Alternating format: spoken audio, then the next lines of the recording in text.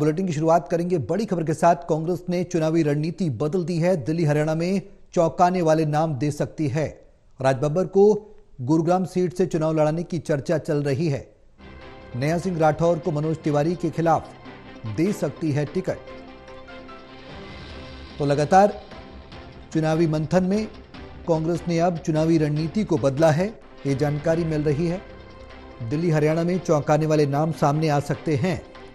राज बब्बर का नाम गुरुग्राम सीट से चल रहा है, चुनाव लड़ाने की उनको चर्चा है।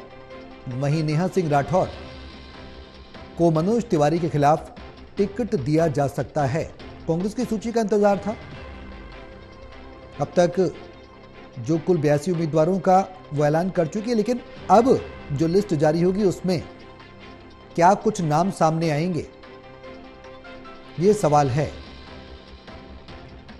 क्योंकि तीसरी सूची का इंतजार, ये जानकारी मिल रही है, अब जल्द खत्म होगा। सीईसी ने कई सीटों पर उम्मीदवारों के नाम तय किए हैं।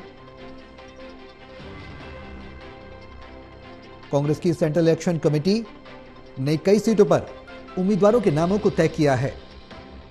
बता दें कि अब तक पार्टी 82 सीटों पर उम्मीदवारों का नाम का ऐलान कर चुकी है, लेकिन जो नाम सामने आ रहे हैं वो ये बताया जा रहा है कि चुनावी रणनीति बदली है। दिल्ली हरियाणा में चौंकाने वाले नाम आ सकते हैं। टोटल न्यूज के एसोसिएट एडिटर प्रदीप कुमार हमारे साथ फोन लाइन पर है। ज्यादा जानकारी के लिए सिद्धन करो करेंगे। प्रदीप जी, दिल्ली हरियाणा को लेकर रणनीति बदल दी है, जानकारी मिल रही है। क्या रणनीति बदली है? क्या कुछ चौंकाने वाले नामों का सामने आना संभावित माना जाए? क्योंकि राज बब्बर का नाम पर चर्चा है, नेहा सिंह राठौर के नाम पर चर्चा है। दिल्ली में क्या कुछ चौंकाने वाले ऐलान इस सूची में कर सकती है कांग्रेस? क्या जानकारी है? आज देखिए, जिस तरीके से जानकारी मिल रही है निश्चित तौर पर ही चौंकाने वाली है। पहले जो नाम तय हुए थे पैनल में, लेकिन अब बदली रणनीति में, क्योंकि जहां बीजेपी की ओर से नाम अनाउंस हो चुके हैं 6 सीटों पर, वहीं 4 सीटों पर अभी नाम अनाउंस होने बाकी है, लेकिन कई नाम चर्चाओं में चल रही हैं। अगर कांग्रेस की बात करें तो बदली चुनावी रणनीति में हरियाणा और दिल्ली में कई चौंकाने वाले नाम कांग्रेस पार्टी दे सकती है, इस तरह की चर्चाएं हैं। ये कहा जा रहा है, ये जानकारी मिली है कि गुरुग्राम से अब राज बब्बर भी टिकट की रेस में शामिल हो गए हैं। यानी गुरुग्राम से कांग्रेस उनको चुनाव लड़ाने पर विचार कर रही है।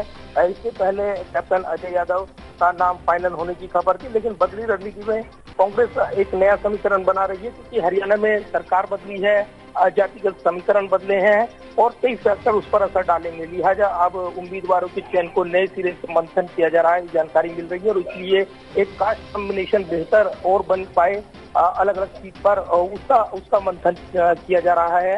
ये भी कहा जा रहा है कि दिल्ली में पहले नाम तय हुए थे, लेकिन अब उसमें भी कुछ परिवर्तन देखने को मिल सकता है, और इसीलिए जहां गुरुग्राम से राज बब्बर के चुनाव लड़ने की चर्चाएं हैं, वहीं नेहा सिंह राठौर जो लोक गायिका है, भोजपुरी गायिका है और काबा गाकर काफी फेमस भी हो चुकी हैं, उनको चुनाव मैदान में उतारा जा सकता है। मनोज तिवारी के खिलाफ दिल्ली से चुनाव लड़ सकती हैं।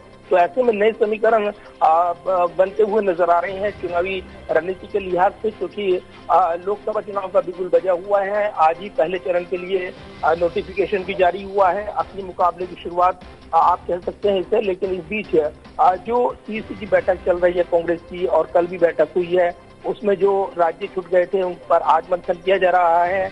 और ऐसे में जो पहले और दूसरे चरण के जो चुनाव मुकाबले हैं, उनके लिए उम्मीदवारों के चयन को पहले प्राथमिकता दी जा रही है। दिल्ली में और हरियाणा में चूंकि छठे चरण में चुनाव होना है 25 मई को, ऐसे में उम्मीदवारों के चयन की औपचारिक घोषणा में कुछ और वक्त लगेगा, ये कहा जा रहा है, क्योंकि पर्याप्त समय है और गुटबाजी से भी पार्टी बचना चाहती है, और इसीलिए सस्पेंस बनाए रखेगी पार्टी, और एन वक्त पर कुछ चौंकाने वाले नाम सामने आ सकते हैं। जो नाम सामने आए हैं अभी हमने आपको जानकारी दी है। गुरुग्राम से राज बब्बर का नाम भी कांग्रेस के टिकट की रेस में शामिल बताया जा रहा है। इसके अलावा नेहा सिंह राठौर जो लोक गायिका है, भोजपुरी गायिका है, काबा गाकर फेमस हुई है, वो मनोज तिवारी के खिलाफ चुनाव मैदान में उतारी जा सकती है। इस तरह की रणनीति बनाई जा रही है। प्रदीप जी, ये कहा जा रहा है कि कांग्रेस के बारे में कि वेट एंड वॉच की जो पॉलिसी थी उसके तहत कांग्रेस काम कर रही है। जातीय क्षेत्रीय समीकरणों को भी कांग्रेस ध्यान में रख सकती है, और ये जो रणनीति बदली है इसमें नाम कब तक सामने आ सकते हैं? क्या कुछ इसकी जानकारी भी मिल पा रही है?